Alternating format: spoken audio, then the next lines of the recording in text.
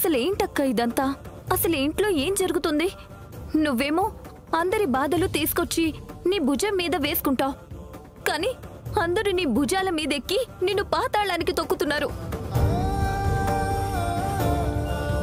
ఆఖరికి మీ ఇంట్లో నీకు బతుకు లేకుండా నీ భవిష్యత్ ఏంటో కూడా తెలియకుండా చేస్తున్నారు. నాకెందుకింత అన్యాయం చేస్తున్నారని ఎందుకు ప్రశ్నించవు? జాను, ప్రశ్నించడం మొదలు పెడితే జవాబులు వస్తాయని నువ్వనుకుంటున్నావు, కానీ మన ప్రశ్నలు ఇప్పటికైతే ప్రశ్నలుగానే మిగిలిపోతాయి. సమాధానాలు దొరకడానికి కాస్త సమయం పడుతుంది. నీకన్నీ తీరిగ్గా మరోసారి చెప్తాను.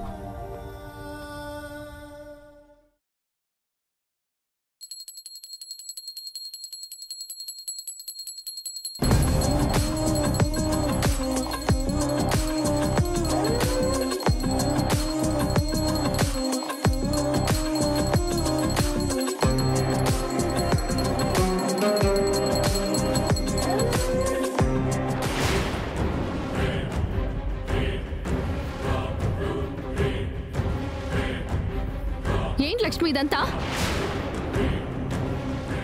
ఇంకా నువ్వు ఇంటి కోడలు అనుకుంటున్నావా? ఏ రైట్స్ ఉన్నాయని ఇంకా పూజలు పునస్కారాలు చేస్తున్నావు? పూజలు పునస్కారాలు చేయడానికి అర్హత అవసరం లేదు. దేవుడి మీద భక్తి ఉంటే చాలు. ఏంటి తెలివిగా మాట్లాడుతున్నానని అనుకుంటున్నావా? నువ్వు తెలివి తక్కువగా మాట్లాడద్దు అని అంటున్నాను. చూడు, ఇప్పటికే నీకు ఈ ఇంటికి సంబంధాలు తెగిపోయాయి. రేపో మాపో ఈ ఇంట్లో నుంచి వెళ్ళిపోయేదానివి. ఇంకా ఏం అధికారం ఉందని అందంగా దేవుడికి హారతులిస్తున్నావు? ఆ మాటకొస్తే మావయ్య గారు నన్ను తన కూతురులా చూసుకుంటాను అని నాకు ఈ ఇంట్లో ఒక హోదా ఆయన కల్పించారు. కానీ నీకేం అధికారం ఉందని ఈ ఇంట్లో నీ పెత్తనం చెలాయిస్తున్నావు? నిజం చెప్పాలంటే ఈ ఇంట్లో ఉండడానికి నీకే అర్హత లేదు. What nonsense are you talking? నేను ఈ ఇంట్లో ఉండటానికి నీ పర్మిషన్ తీసుకోవాలా? లేక నీ పెత్తనం కింద నేను అణిగి మణిగి ఉంటాను అనుకుంటున్నావా? మనీషా, అసలు ఏంటిదంతా? నువ్వు లక్ష్మి మీద ఎందుకు అరుస్తున్నావు? ఇంకా ఈవిడ గారు ఈ ఇంటి కోడల్లా పూజలు చేస్తోంది. బామ్మగారు, మీరైనా చెప్పండి. ఈవిడ గారికి ఇలాంటివన్నీ చేయడానికి ఇక్కడ అర్హత అధికారం రెండూ లేవని. మనీషా, తను చేసింది దేవుడికి పూజ. ఎక్కడుంది, ఎందుకుంది అనేది పక్కన పెడితే దేవుడికి నమస్కారం చేసుకోవడం, పూజలు చేసుకోవడం ఎవరికైనా సహజమే. దాన్ని ఎత్తి చూపించాల్సిన అవసరం లేదు. నిజానికి నువ్వు కూడా లక్ష్మిలాగా కాస్త దైవభక్తితో ఉండాలనే నేను కోరుకుంటున్నాను. రేపు నువ్వు ఈ ఇంటి కోడలయ్యాక నువ్వు కూడా అంతే దైవభక్తితో ఉండాలనే నేను కూడా ఆశిస్తున్నాను.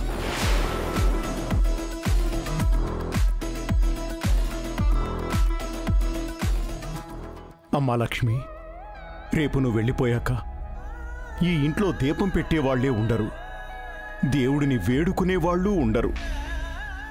నీతో పాటే ఆ వెలుగు వెళ్ళిపోతుంది.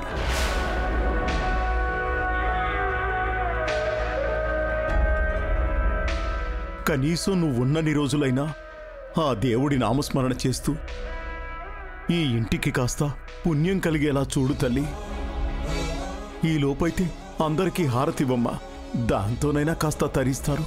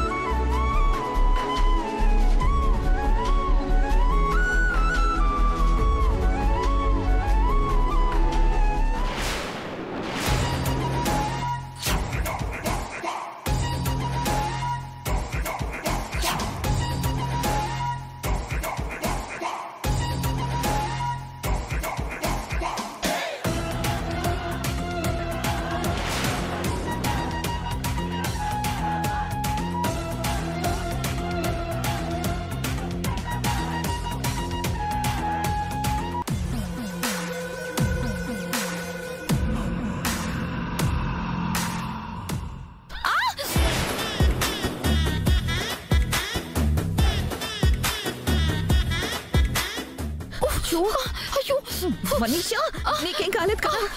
ఏం కాకపోవడం ఏంటి ఆంటీ? చేయి కాలిపోయింది. చిత్తశుద్ధితో ఉంటే దేవుడు కూడా చల్లని మనసుతో దీవిస్తాడు. మనసెప్పుడు మలినంగా ఉంటే ఇలాగే ఆ దేవుడు ఆ మలినం కరిగించడానికి ఇలాంటి పరీక్షలు పెడుతూ ఉంటాడు. పర్వాలేదులే మనీషా, నీ మనసులో మలినం ఏమైనా ఉంటే ఈ హారతితో కరిగిపోతుంది.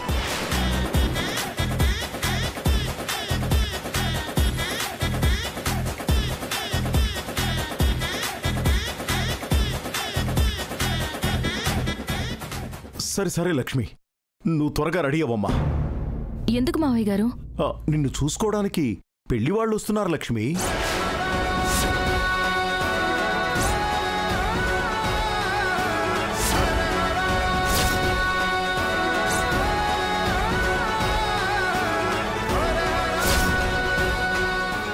పెళ్లివాళ్ళ?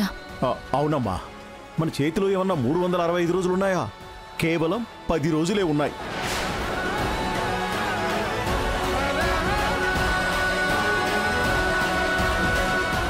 పెళ్లి వాళ్ళు రావాలి, నిన్ను చూసుకోవాలి, నీకు వాళ్ళు నచ్చాలి, తర్వాత వచ్చిన వాడి చేత నీ మెళ్ళో 3 ముళ్ళు వేయించాలి.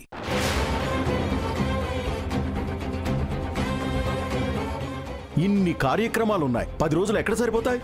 అందుకే కాస్త పరిగెత్తాలి. కానీ మావయ్య గారు.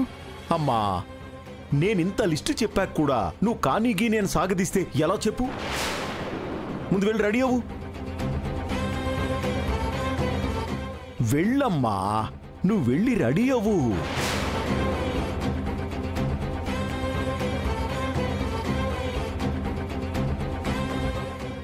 వెళ్ళమ్మా, వెళ్ళి రెడీ అవ్వు. వెళ్ళు. అమ్మా జానకి, ఇంటికి పెళ్లి వాళ్ళు వస్తున్నారు, వాళ్ళకి కావలసినవన్నీ నువ్వే చూసుకోవాలి.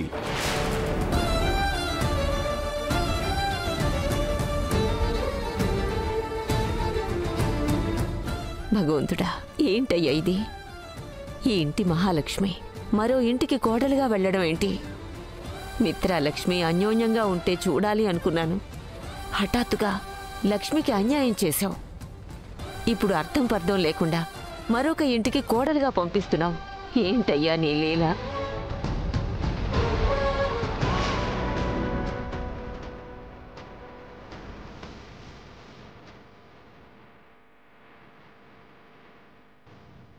అసలు ఇక్కడ ఏం జరుగుతుందన్నయ్యా? వదినకి పెళ్లి సంబంధం చూడాలి, పెళ్లి చేసి అత్తారింటికి పంపించేయాలి అంటే పెదనాన్న కోపంలో అన్నారో లేక ఏదైనా కారణంతో అన్నారో అనుకున్నాను. కానీ అన్నమాట నిజం చేసేలా ఉన్నారేంటి? నాకు కూడా అదే అర్థం కావట్లేదు సంజన. అసలే అన్నయ్య వదిన విడిపోతున్నారనే బాధలో మనం ఉంటే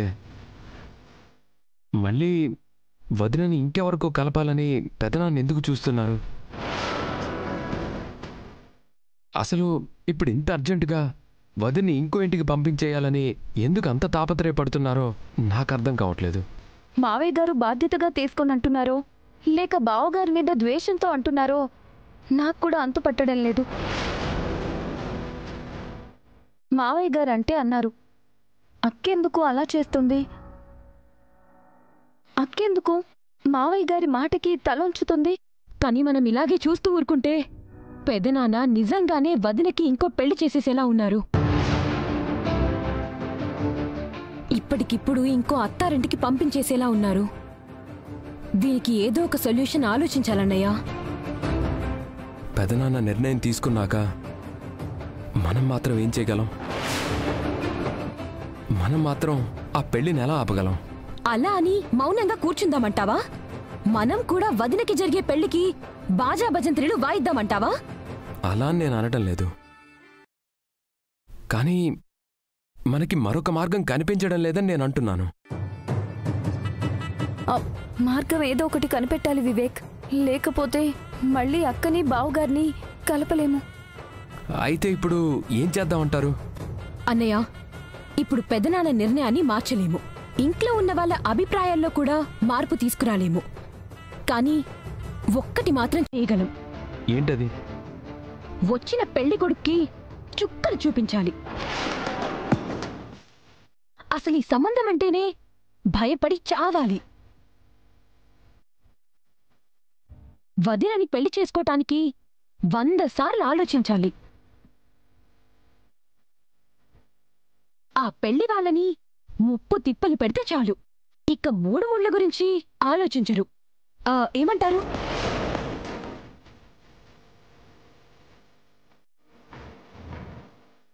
బానే ఉన్నట్టే ఉంది. జాను, నువ్వే ఉంటావు. Okay, let's go.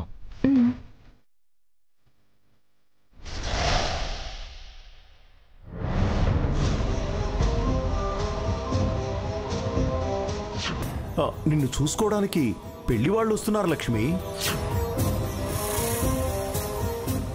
పెళ్లివాళ్ళు రావాలి, నిన్ను చూసుకోవాలి, నీకు వాళ్ళు నచ్చాలి, తర్వాత వచ్చిన వాడి చేత నీ మెళ్ళో 3 ముళ్ళు వేయించాలి.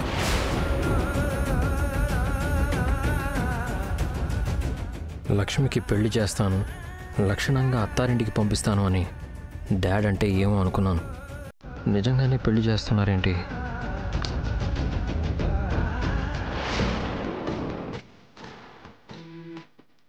నాకు తెలుసు మిత్ర, లక్ష్మికి మరొకరితో పెళ్ళంటే నువ్వు ఎంత కంగారు పడతావో, ఎంత కలవరపడతావో నేను ఊహించగలను. ఈ కలవరపాటే నీలో లక్ష్మి మీదున్న ప్రేమని బయటికి తెచ్చేలా చేయాలి. దానికోసమేరా నా ఈ ప్రయత్నం.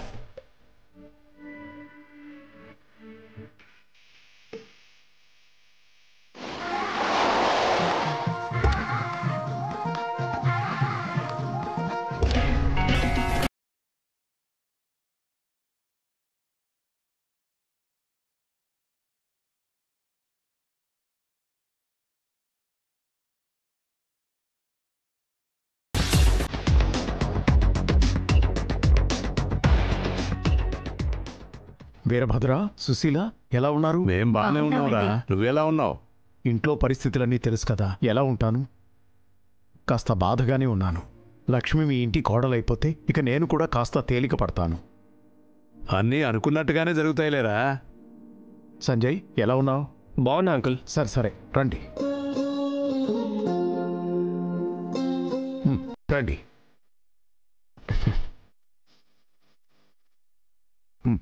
కూర్చోండి. రా సంజయ్, కూర్చో. యా.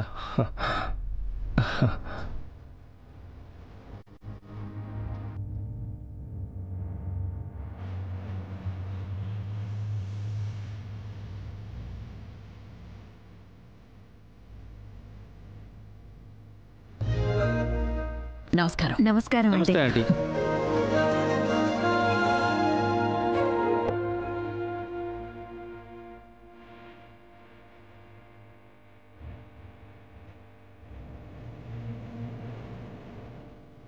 వచ్చేవాడు ఎలక మొహవాడు పిల్లి మొహవాడు అనుకున్నాం కానీ గ్రాండ్గా బాగానే ఉన్నాడు సంజన. అవునన్నయ్య, బాలేకపోతే అదే రీజన్గా చూపించి సంబంధం తప్పిద్దాం అనుకున్నాం. తీరా చూస్తే సీరియల్ హీరోకి బ్రదర్లా ఉన్నాడు. సరే సరే, ఏదో ఒక అవకాశం దొరుకుతుందిలే. ఆంటీ, మీ గురించి నేను చాలా విన్నాను. మీరు హౌస్ వైఫ్గా మాత్రమే ఉండిపోకుండా మీ కంపెనీ అభివృద్ధి కోసం మీరు ఎంతో కష్టపడ్డారని విన్నాను. మీరు మాలాంటి వాళ్ళందరికీ చాలా ఆదర్శం ఆంటీ. Thank you. ఇంతకీ మా కోడల పిల్ల ఎక్కడా?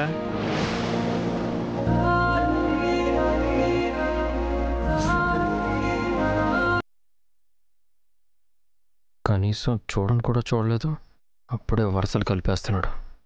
ఏంటి తను? అమ్మా, పెద్దనా వీళ్ళ అమ్మాయిని తీసుకురండి.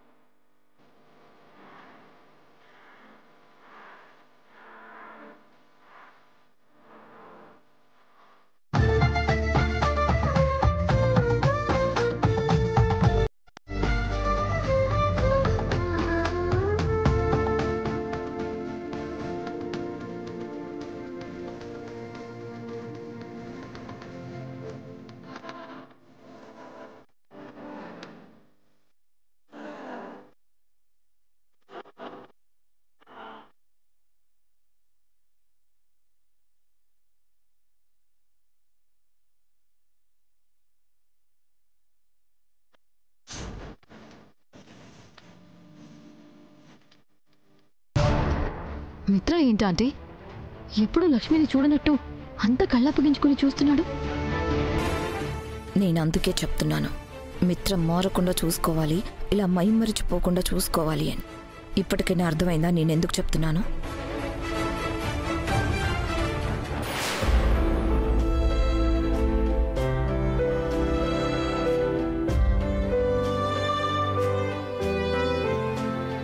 లక్ష్మి గారు, మీరేం కంగారు పడకండి, కంఫర్టబుల్గా ఉండండి.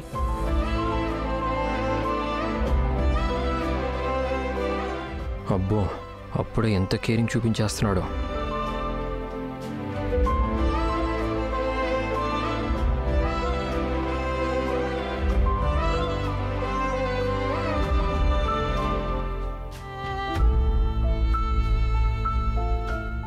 లక్ష్మి, అందరికి కాఫీలు తీసుకురా. మా ఇద్దరికి అలవాట్లేదమ్మా, బాబుకు తెస్తే సరిపోతుంది.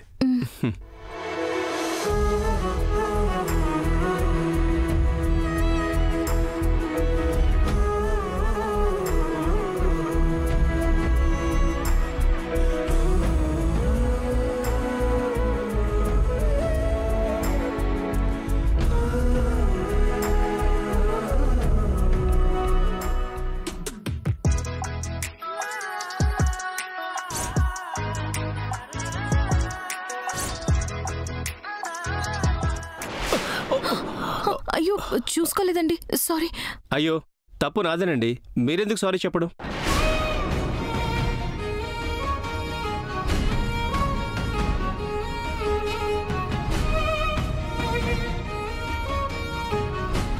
వావ్, ఇంత బాగా అర్థం చేసుకున్నందుకు చాలా సంతోషం సంజయ్.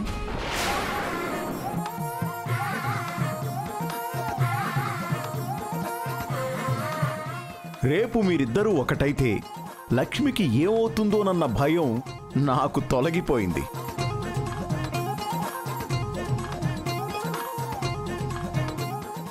ఈ మాత్రం దానికే వాడి క్యారెక్టర్ ఏంటో తెలిసిపోతుందా?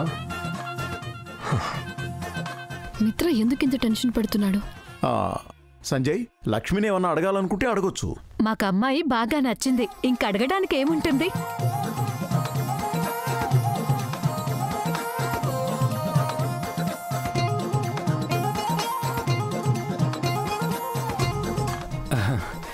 మీకు అడగడానికి ఏం ఉండకపోవచ్చు, మాకు మాత్రం చాలా ఉన్నాయి. అడగండి, పర్వాలేదు. మీరు ఎక్కడ వర్క్ చేస్తారు? నేను ఎవరి దగ్గర వర్క్ చేయనండి, నేనే అందరికీ వర్క్ ఇస్తూ ఉంటాను.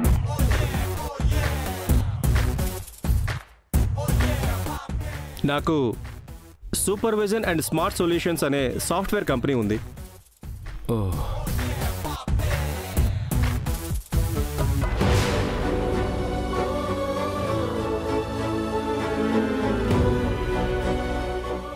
మా కంపెనీలో ఆల్మోస్ట్ 200 మెంబర్స్ వర్క్ చేస్తూ ఉంటారు. మీకు ఆల్కహాల్ అలవాటుందా? అబద్ధం చెప్పడం ఎందుకు, అప్పుడప్పుడు తీసుకుంటూ ఉంటాను. ఇది ఇప్పుడే నా కాబోయే భార్య కూడా తెలియాలనుకుంటున్నాను. సందర్భం వచ్చింది కాబట్టి చెప్పేశాను.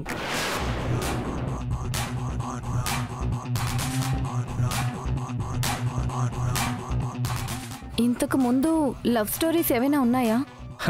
అలాంటి అవకాశమే రాలేదు, ఎందుకంటే అంత గొప్ప అమ్మాయి ఎవరూ నాకు కనిపించలేదు.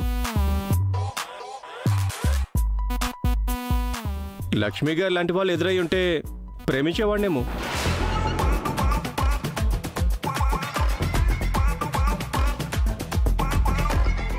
వీడేంటి పెళ్లి చూపుల్లోనే ఇంత పులిహోర కలిపేస్తున్నాడు?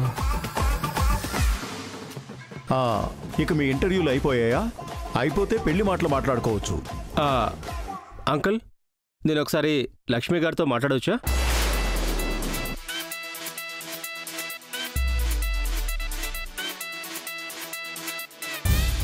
తప్పకుండా సంజయ్, లోపలికెళ్ళి మాట్లాడుకోండి. ఇక్కడ కాదు, ఇప్పుడు కాదు. మరి మీరు పర్మిషన్ ఇస్తే లక్ష్మి గారిని ఈవినింగ్ డిన్నర్కి తీసుకెళ్దాం అనుకుంటున్నాను.